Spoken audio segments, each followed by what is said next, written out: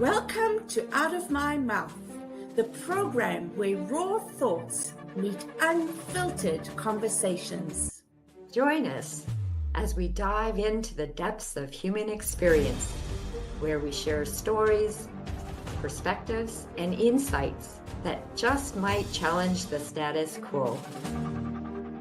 Get ready to laugh, cry, and ponder the world around you like never before. This is Out of My Mouth.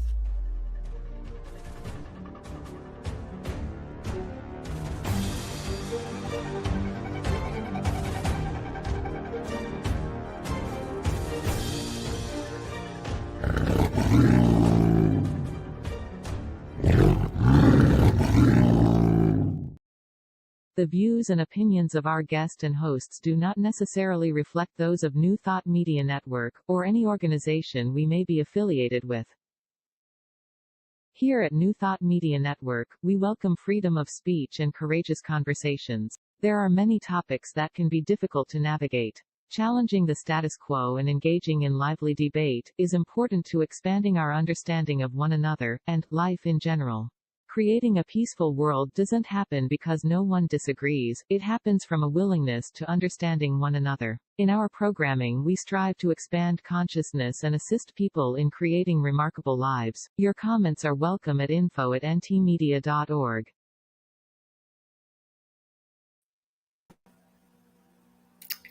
Welcome to Out of My Mouth. My name is Cheryl Rogers, and my co-host today is Mark Dupuis. And it's wonderful to be here again with a really special guest who we will introduce to you just after we take a moment for the land acknowledgement. So wherever you are, wherever you're coming from, I invite you just to hear these words and take them in. In the spirit of reconciliation and peace, we are grateful for the opportunity to meet on these sacred lands. We thank the generations of people who have taken care of this land for thousands of years. We recognize our oneness. We realize our history. We choose to create a new reality. We are one. Miigwech. And now I'm going to hand it over to beautiful Mark to introduce our guest for today. Thank you, Cheryl. It is with such great pleasure that I get to introduce Jean Herzog to the show today. Jean is such a kind-hearted, loving soul. She's wise in so many ways. She gives of herself, including gluten-free baking that I get to taste. Thank you. Jean, and you too. Yes, Jean just gives so much of herself. And I love her quick wit too. A number of events came together to spike Jean's interest in becoming involved with prison ministry. She is an Alternatives to Violence project facilitator and has spent 25 years facilitating workshops at Grand River Valley Institution for Women in Kitchener, and in many other federal and provincial institutes in and outside of Ontario. Join us to learn more about one of Jean's most rewarding experiences in her life. Jean, I welcome you to talk about your ministry experience in the prison system and what drew you there. Well, like most of my life, it wasn't planned. It was part of a journey. I never, growing up on a farm in Saskatchewan, I never ever would have pictured that part of that journey would be inside prisons. But after I moved to Ontario and I had left a job in Guelph, I was working for a union organizer, and I felt rightly or wrongly I had to leave that job and on my own for my own reasons. But I probably wouldn't get it. It would probably be difficult getting a job because of my connection with the unions, and they would be thinking I would be coming inside. So I came to Guelph and Waterloo and chose to get a degree. And I finished that and started working at the university at Renison College. And I was working in a position at the time where I was helping students to with the to make sure that they were on track for the requirements of their degrees. Mm-hmm. And this call came from a young fellow who was a lifer in a prison in Kingston. And he wanted to he was getting his degree and he wanted to make sure that he was on track. At that time, prisoners were being supported by the government for with tuition covered to get their degrees and start off on a new trajectory. So I went, visited him. Another faculty and I were on our way to Ottawa for a meeting, and we stopped in and met him. And it was there that I saw other activities. We were meeting in a general room and saw other activities that were going on and volunteers working with various things. And shortly afterwards, somebody at the church I was going to asked me if I would be interested in attending a meeting of a Mennonite group called M2W2, Man to Man, Woman to Woman. And it was, they would go inside and meet with inmates. This group were going into the Guelph Correctional Center. It was still open at that point. And I attended a dinner with her. I met a chaplain there. And he invited me to take the training. And it became a really interesting, a journey with the training we had. Part of it was the language to use inside prisons, words to avoid. Words to avoid. So anyway, that was a bit of a learning curve. And we would have people coming from places like the it was a detective agency that was looking at Asian crime in Toronto and so on, and they would do lectures on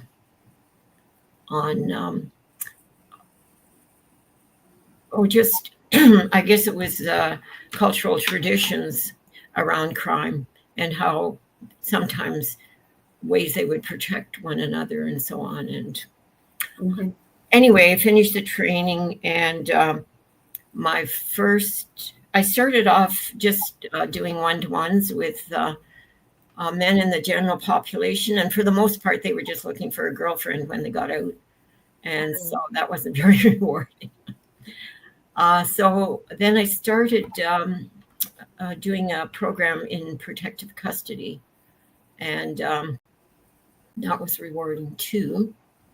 But my favorite was working with the men in, was called GATU. It was General Treatment and Assessment Unit, where the men were in there for, there was a lot of mental health issues and drug-related issues and so on, addiction, but they were a very responsive group to work with. And so we would do one-on-one sessions every week, maybe 3 or 4 different people a week. And then in the chaplaincy, I'd be just kind of like a gopher, delivering things to various areas. And at some points, I wasn't sure whether the guards were having me on or not. They always identified me as a chaplain, and I corrected them for a certain amount of time and then stopped but I think because of that, they sent me to places maybe I shouldn't have gone, like the hole or to visit. Wow. Or to visit. Oh my gosh, I can just think of so many questions to ask you. Like, were you afraid? And did you have any judgments? And you like, whoa. Well, go ahead and ask, because I'm just babbling on here. No, babble is so interesting. But at one point, I was delivering material to a chap in his cell, and I realized he didn't have any clothes on. He was lying on a mat on the floor. Everything in the room had been cleared out and there was padding around. And I had to focus my eyes on certain locations and avoid others. And then there were different things, sometimes in this GATU unit, I had this one that he was a sweetheart. He grew up just in the worst possible conditions, and he did a lot of stealing and so on.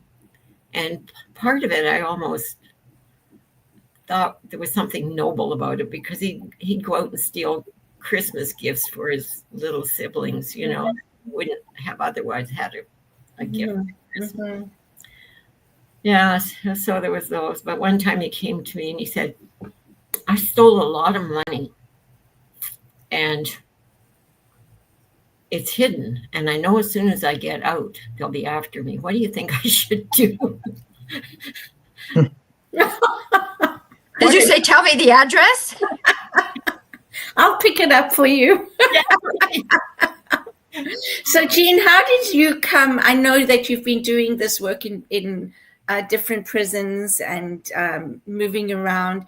How did you come to Alternative to Violence Project and having a having a council in the Waterloo region? Oh, well, the chaplain at the Guelph Correctional Center had an alternative to violence facilitator visit him at one point and said, would you be open to having us come in and do workshops at the Guelph Correctional Center? Mm. So he did. So at one point he said to me, there's this program we have, you might be interested in it. Would you like to try it? We're doing workshops. So I did, and I was just hooked right away. Mm-hmm. And so I did the training. There was 3 levels of workshops. Cheryl, you're a facilitator as well, so you know this. Mm-hmm. So I did the training and then started apprenticing both there. And then when the chaplain, when the prison there closed, the chaplain moved to Birch Correctional Center, just down, near the town of Birch, I guess. And so I did some there. And then at one point, the government of Canada was looking at restructuring the prison system. And they were closing the prison for women in Kingston and opening, I think, 5 regional federal institutions, in Kitchener. So at that point, how long ago was this? Over 30 years, just around 30 years. I'm not good with dates. Yeah, but it's a while ago. It's a while ago. So we, I remember going. We had there was a wonderful warden there, and she was open to having us come in.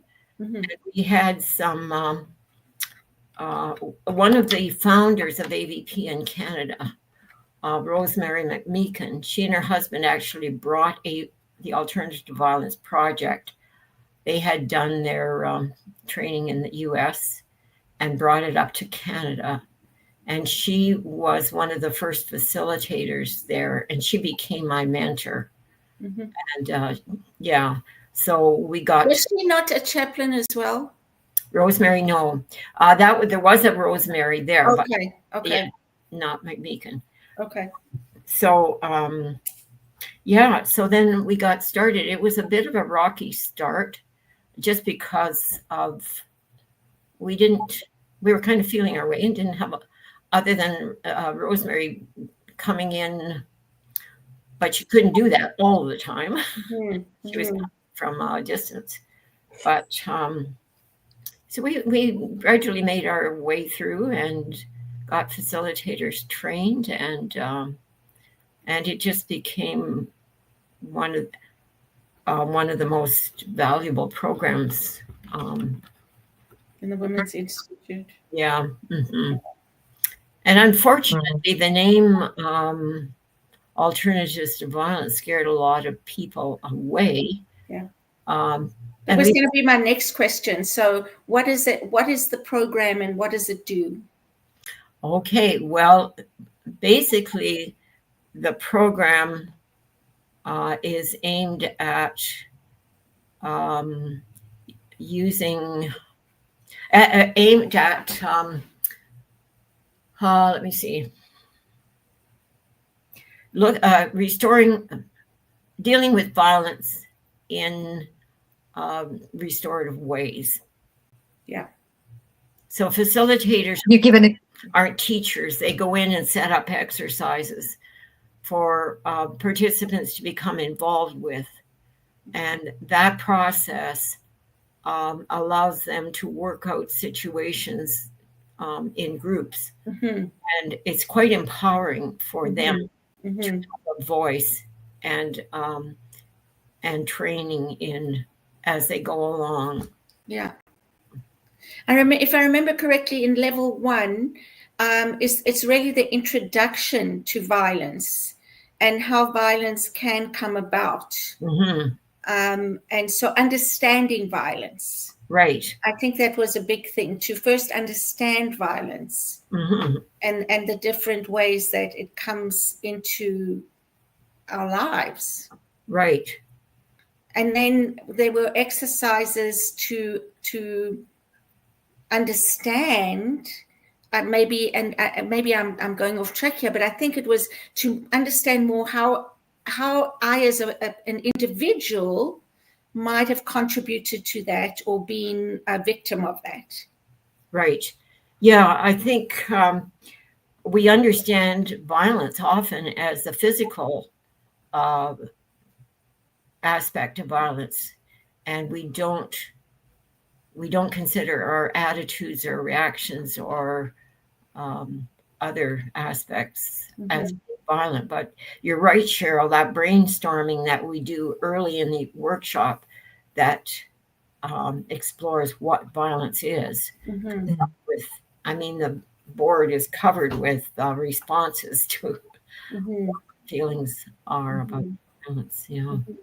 So I think what it does, it's not a counseling program or anything like that, but I think what it does do is it helps people relate personally to some of the things that they're learning through the program. And it's a 3-day program. Was it 3 days then? Yes, it was 3 days. Yeah. And by the end of it, they love it. They absolutely love it, and they recommend it to other people in the institution. So those who are incarcerated? Yes. Yeah. Okay. They'll start off by seeing a poster that we're going to do a workshop and say, well, that's not for me because I'm not violent. Right. And at the end, I'll say, I wish I would have had this program when I was going through, when I was starting off in school, kind of thing. It's a concept that is hard for me to get a grasp of. Is there an example, of course, not giving any personal details, but can you make up a scenario that this program would help somebody with? This person comes to you and So it's group work. yeah. And there's normally, I don't know how many, I would say around 18 people in the group, and then plus the facilitators. So one of the people in the group has experienced what? Well, we don't know. We don't ask them to reveal that. We don't ask them to share anything personal. And we, it's also about, unless they want to, of course, but it's also about building that safe space, like we do in so many other areas that facilitators come in, and it's really about walking the journey with the participants and creating that safe space by saying, what do you need? And building it from them. Confidentiality, all these things that make it safe to be able to share. And yeah, even the facilitators, they have no idea why any of the women are there and what they've done. But it's not that I'm looking for. It's like I don't understand the program. Jean, do you understand what I'm There's one asking? exercise that might, we have a number of different exercises, but there's one that says, what is going on here? So there'd be a scenario where somebody is driving and a car pulls off in front of them and the fellow just explodes. And there's a confrontation. So you might ask for feedback. What is possibly going on there? So they would look underneath the action, and there's all sorts of things. This person was on their way to the hospital. Their child had just was taken to the hospital, emergency surgery, and he was in a rush. And somebody cut him off, and he was, so, it's not just that somebody decided to go off because it was inconvenient. So, yes. So you're looking at things like that. There's some good ones around communication too, listening exercises. Lots of listening exercises. I'm thinking of the ones where, and I don't know them as well as Eugene, because you were involved in them for so long, where you have the inner circle and the outer circle. Oh, right. Right. So you have topics. Yes. That you discuss, and the facilitators come up with a list of topics, and people have a chance to go back, and you form an inner circle of chairs with people facing outward and an outward circle of chairs with people facing inward, so that you always have two people face to face as they go around talking about the topic. And then they will get up and move to the next, you give them a certain amount of time, and they'll get up and move to the next person. So they will have a chance to talk back and forth about the same topic. And it will just give them a greater experience of differences in people's their own. It gets them, lets them. Can you give an example of a topic? Let me see. Well, it could be something as simple as one of my best experiences from growing up in school, elementary school, or something like that. And so one of the people in the circle gets to talk unlimited without interruption from the other person for a couple of minutes. So if they run out, they'll just sit in silence rather than somebody to. So they get a feeling of what it's like to be listened to and being heard. So that could be a topic. We don't get into any series like what made you do your crime or something like that. It would be something that everyone could relate to. Yeah. So it's really about recognizing violence and understanding it. Communication skills is a big part of it, listening skills, and alternatives. How might people react differently in this situation or that situation? And then there's an exercise. It's like a puzzle. I'm thinking maybe I'll bring my shirt down after break. That different words make up this puzzle, like respect. I can't remember, compassion. And there's the Mandela too, is with. Anyway, go ahead. I don't. Is that what it is? A Mandela? Thinking of? I guess the idea behind all of AVP is transforming power. Yeah. And that through this work, if people put the work into it, they're able to transform a situation, yes, a violent one into a non-violent one. So transforming power is the center. And then there's all these elements like expecting the best, look for a non-violent solution. Respect, I think, was one of them. For others. Yeah. I can get the Mandela, my t-shirt. Yeah. And there's an exercise, and they each get to pick one of them to build this Mandela. And I can't remember because I haven't done it for so long. Jean, do they share why they picked that particular one, or they just? They did, and so then we expand that, and we have used pictures of a whole lot of pictures of various situations, and they will pick up a picture and lay it by one part of the Mandela and speak about how that relates to the particular piece of the Mandela. Yeah, there's so many. I mean, there's a thick binder for each level. Level 1, level 2, level 3. And that binder is for facilitators, and it gives them all the resources for these exercises. It explains what you're doing, why you're doing it, how you're doing it. And it is a co-facilitation model. So that's another thing. It's never done one facilitator on its own, in my experience. So I think it's time to take a break, and one of us will have a t-shirt. I'll fill out a play case. Where's my t-shirt? Yeah. So we'll talk a little bit more about other experiences that Jean has had in the prison system, because then she became more involved, not just with AVP, but volunteering in other areas.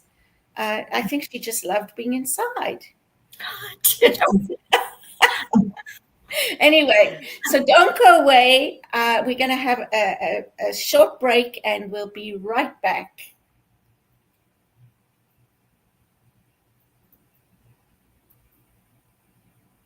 Maybe we're staying here. I don't know. Okay. I'd like to.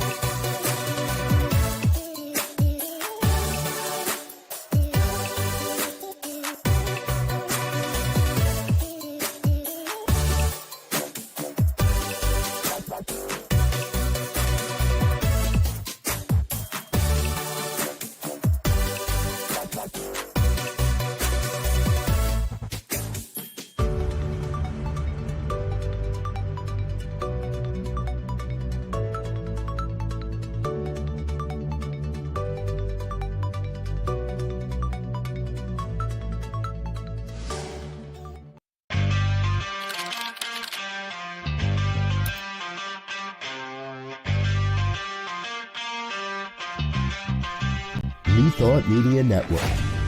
We are a global broadcast network of positive music, media, and entertainment, inspiring humanity's evolution along the journey of enlightenment and creating a world of love, peace, empowerment, and prosperity for all. New Thought Media Network. Positively inspiring. Please help us say thank you to our organizational sponsors, including the Hepperlin Foundation, Affiliated New Thought Network, International New Thought Alliance, Science of Mind Archives and Library Foundation, Center for Spiritual Living Denver, Center for Spiritual Living Midtown, New Thought Philadelphia, Planned Happiness Institute, Summit Center for Spiritual Living, One Heart Retreats, Center for Spiritual Living on the Lake, Unity Spiritual Center, Kitchener, Om Center for Spiritual Living, La Mesa, Satya Center, Center for Spiritual Living, North Jersey, Unity of Savannah, and Center for Spiritual Living, Seattle, as well as all of our individual donors. Thank you for making New Thought Media Network a place to be. Please come be you. And remember, like, share, and subscribe. New Thought Media Network. Positively inspiring.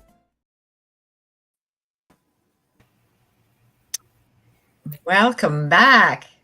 Yes. A listener has asked for me to ask Jean if you were ever afraid in any of your situations. And I also have a question about volunteering. No, I don't want to, but do you have a lineup of people that want to volunteer? So, first of all, were you ever afraid? No, I wasn't afraid. There was one time a person asked me a question about something that was going to be going on in a rumble. It was going to be happening, and the person didn't want to tell the guard because he would be a snitch and they would be coming after him.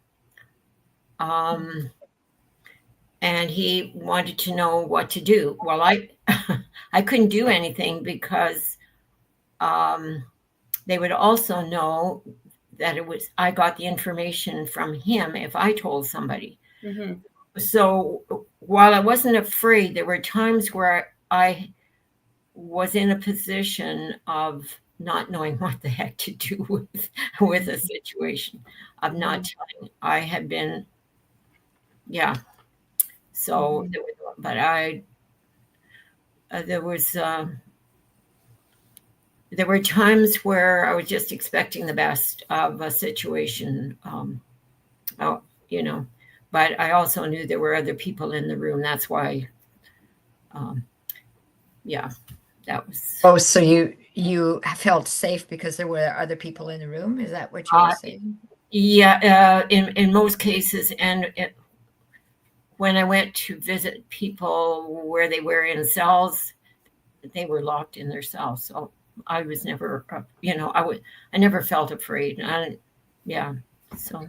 And as a volunteer, when you come in, especially if you're going to be on your own, you get what they call a PPA. I don't even know what it stands for, but it's personal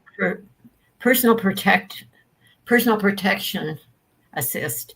Okay, and basically, you it's about this big. It's solid, and you put it on your belt or somewhere where you can clip it. And if it's basically pressing a button, and the guards will be there in seconds. Mm. So yeah, I must say I didn't either ever feel unsafe. I think there were times that we recognized dynamics were going on in the room between different people. Mm-hmm. And I think there were times Jean was she was the head of the program. Like, she brought it in. She She organized a lot of it, the training and all that. And she would, sometimes have to take somebody outside and have a conversation about what was going on in the room to see if they wanted to stay or leave, or what we were going to do, if I remember correctly. And maybe I think there was always two of us. There had to be at least two from the outside. And we were fortunate in Grand Valley. And most prisons trained inside people to become facilitators too. And that was wonderful because they knew if there was any dynamics going on underneath what we were saying, they'd know what that was about, and they'd be able to communicate. Well, it was very helpful. And they were skilled. So that's good inside facilitators. Yeah, absolutely. And then you started training inmates who wanted to be facilitators as well. So, there were people inside who could co-facilitate with the volunteers. And what I wanted to say as well is level 1, level 2, level 3. These are all levels for the training of a facilitator as well. And the facilitators go through the same exercises and the same process as what the program outlines, the format of the program. So that's another way that they experience it as well. So the first level, you get all of the basics of the program. And then the second level, we ask the participants if there's anything they would like to focus on and work on. And then we build agendas around the topics they choose. So it could be, what are some of them, Cheryl? It could be grief and loss. It could be relationships. Relationships was a big one. And so we have tons of exercises that we can select from to build an agenda. And and then in the third level, the participants get to be the facilitators. So they get to facilitate a session of a workshop, and then they get feedback from the others about how things went well or needed improvement or so on. And then after that, they can come on as apprentices and help out. Yeah, and they don't just stand up and facilitate. They have to go through an exercises and preparation like the day before, and maybe they work on it that night together, those kinds of things before they actually prepare the next day. So they're doing the work as well. Yeah, that's awesome. It's a really good program, I must say. It's really. And are there statistics? Oh, cool. This is the Mandela. Did you find? I did. I don't have a dove though. Okay. Mine is new, I think. I don't know. So transforming power, respect for self, expect the best, ask for a nonviolent solution, think before reacting, caring for others, respect for self. Yeah. So these are all the topics that they talk about as well. And this also person that's watching wants to know if there's statistics on the benefit of the program. Somebody, coming in the system again, or not, keeping them out of the system. Well, one of our chaplains looked at the recidivism rate and found that the recidivism rates of people returning to prison after they had completed the program was a lot less than those who hadn't taken it. We don't really do that kind of research. It's a totally volunteer program, totally volunteer. And there are groups all over the country, Calgary, British Columbia, a little bit up north near Kingston, wherever there are trained facilitators that are doing the work. And as I say, it's all volunteer work. Nobody gets paid. But And is it easy to get volunteers? We were having trouble lately getting volunteers. Unfortunately, we had a joke because a number of us were in our 80s. We said we'd reached our best before date, and we situations are a little different now. We weren't able to get enough volunteers to keep the program going. So that, along with COVID shut down a lot of programs inside. And for a number of reasons, we haven't been active in Grand Valley for a while. yeah. The other thing that happened was our best friends inside the prison were people connected with chaplaincy. Somebody had to sponsor us, and the chaplains were the people that committed to bringing us in, taking care of us while we were there, because somebody on staff had to be with us all the time we were there. And that was from about 8:30 in the morning until 5 at night.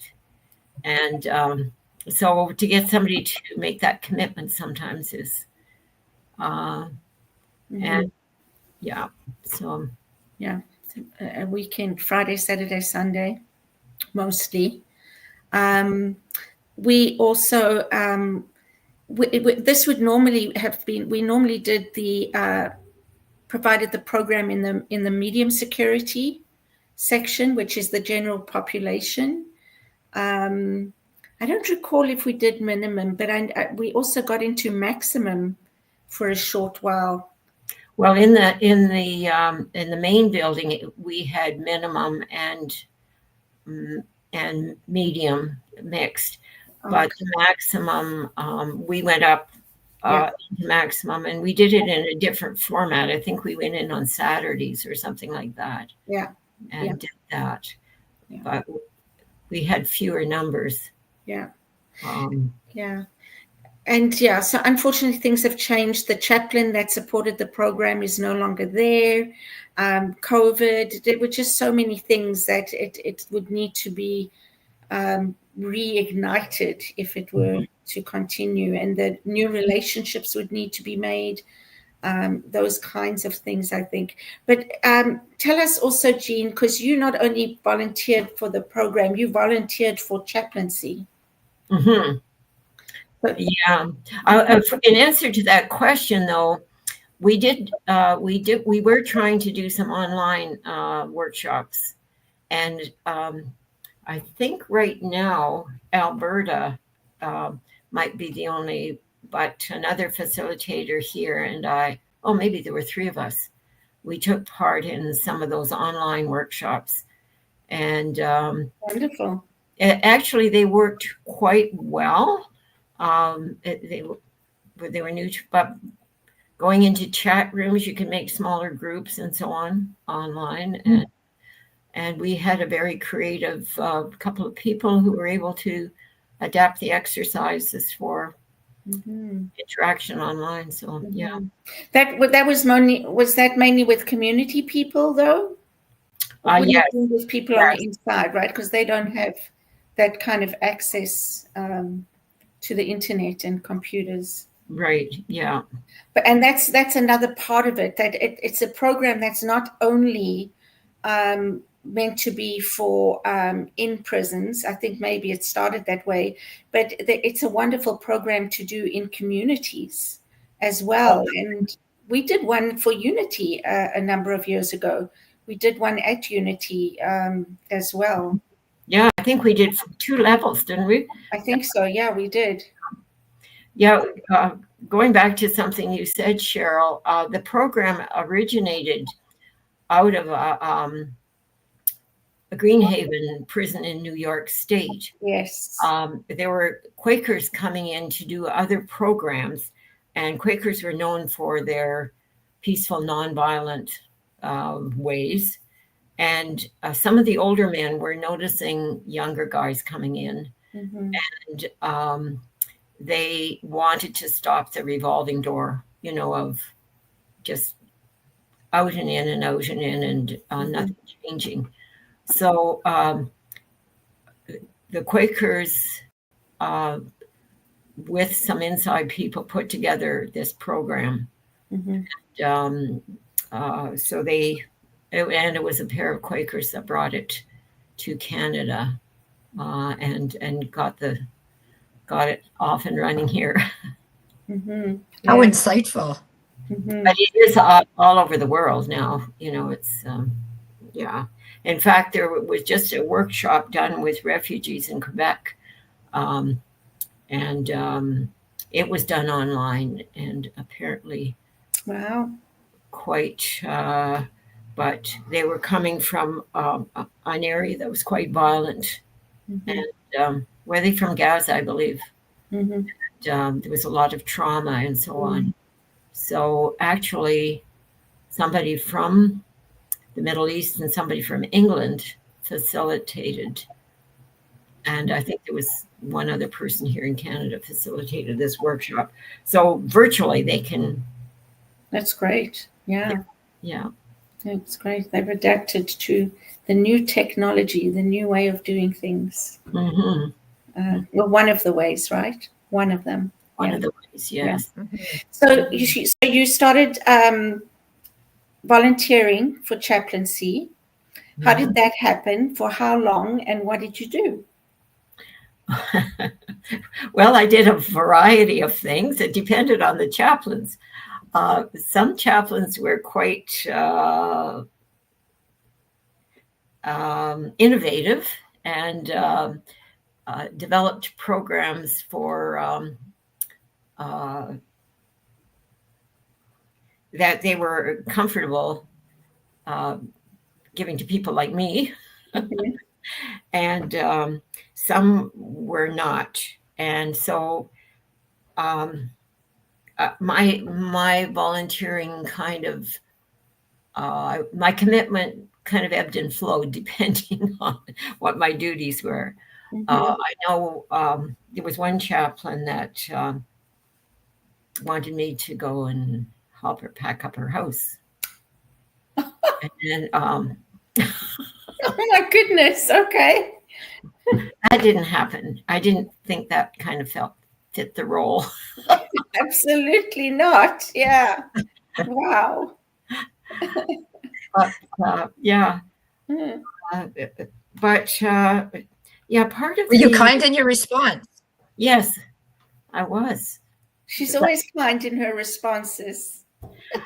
Another thing we did in Guelph was we had a social once a month, and the chaplaincy the chapel was a freestanding building outside the main building. So we would have volunteers come in and men come over, and they could chat or play instruments or whatever. And that was quite a nice social. Mm-hmm. We were there for discussion or chatting. We didn't set an agenda that it had to be this way or that, although there were some parameters, but yeah. Mm-hmm. Yeah. Yeah. Anybody have any other questions?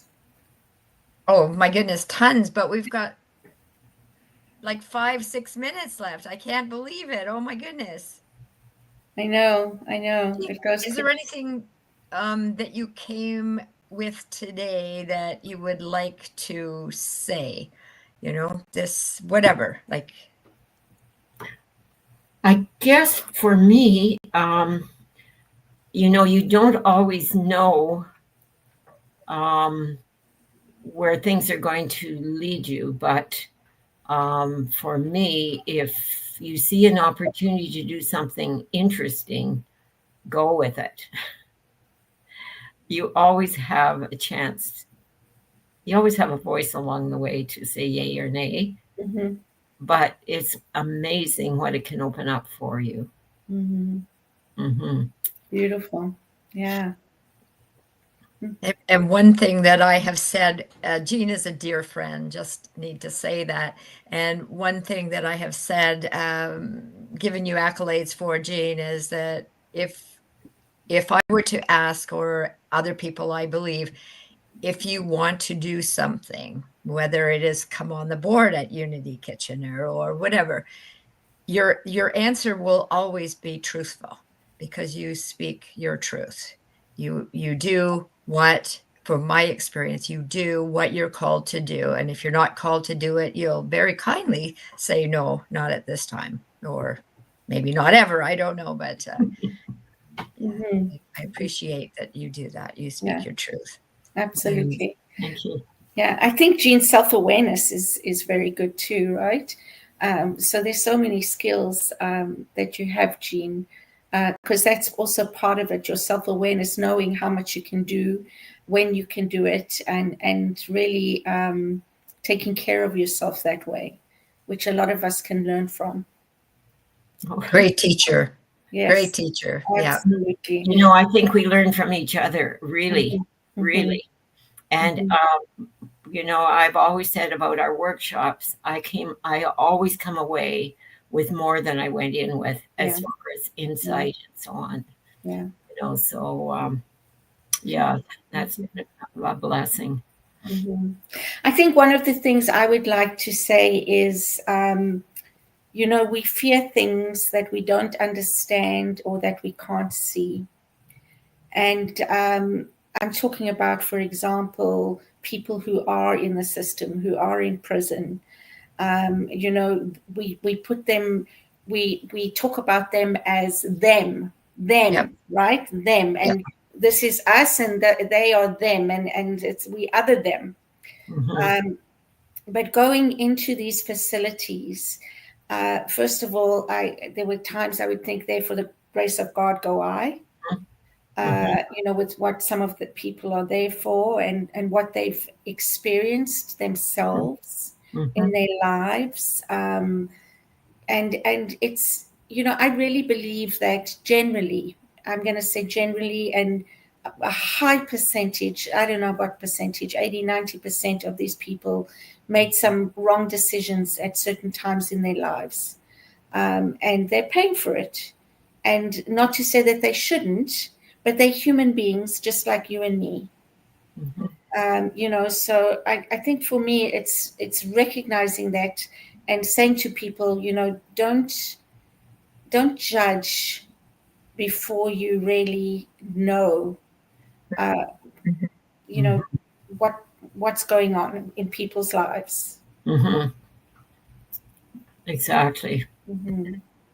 And sometimes it's difficult. I just thought, I won't say the name of the book, but a book that Jean and I just read that was a very difficult read, and it did show the other side of a situation that, you know, when I first started to read the book, it's like, oh my God, I can't believe this is happening. And although I couldn't justify the actions of this person in the book, I was able to have some insight as to why he did the things that he did, why he believed as he did. It was a story about white supremacy. And so what you just said, Cheryl, having the opportunity of seeing more than the action, right? Absolutely. And what I try and teach, and I think to my grandchildren, is there are no, you know, they'll say, oh, I was bad, or I did something, you know, and I'm bad.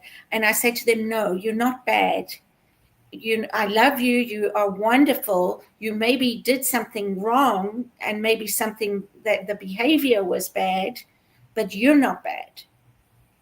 Right. And so I think that's for most people, you know, the behavior is unacceptable. And, you know, in our society and our laws and rules and regulations, it doesn't mean the person is a bad person. No, and I think we saw people. I remember one young woman who would just so fragile.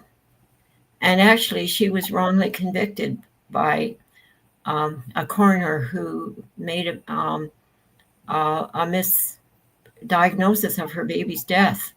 And she was treated terribly because baby killers are considered on the lowest rung of the ladder there. But, you know,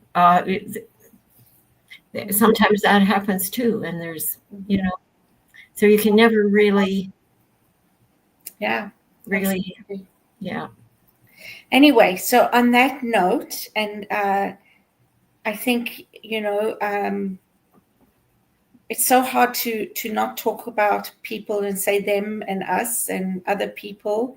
But I think for me, what I would like to leave us with is think about that when you are speaking, how you might be othering people in your lives, wherever that may be, and how you might be able to say it differently or think about it differently. And just live the best life you can. What about you, Marg? I don't know. I think we could speak for a long time because there are so many areas, I think, in this particular field that, you know, both you and Jean could educate a greater, you know, the listening audience, because there's just so much unknown. And I'm just grateful that you came on today, Jean. And if you would be open to coming back another day, I'm sure you would be welcome. Absolutely. Yeah. Mm-hmm. Jean, any last thoughts? I think you said it, Cheryl, in your last, you know, to be open. You know, sometimes there are things that we just are unimaginable for us, you know, to understand. But there's always, even in horrible situations, there's always something behind it that's maybe helps to make it more understandable, if not acceptable, you know. Yeah, absolutely. So that's a whole nother thing we could talk about, is the system. And are we really rehabilitating people? Are we supporting them and serving them so that when they do come out of an institution, they can be better citizens? So that can be another topic. And one of the things I was thinking now is we'll invite somebody as well to talk about restorative justice, which I think is another really wonderful topic to talk about. So thank you, everybody, for being here. Please like, share, and subscribe. Thank you. I always forget the third one. And join us again next week. Thank you so much, Jean. It's been wonderful having you. We love and appreciate you, and just so grateful, I think I can say, for both Marg and I to have you in our lives. Oh, well, yes. Back at you. Thank you. And if you stay on, we'll chat on the other side. Okay. Thanks. On behalf of everyone at New Thought Media Network, thank you for being a member of our virtual family. Your financial contributions help share the New Thought message with people from around the world. Please visit and contribute at www.ntmedia.org/donate. New Thought Media Network, come be you. And please like, share, and subscribe. Until next time, peace and blessings.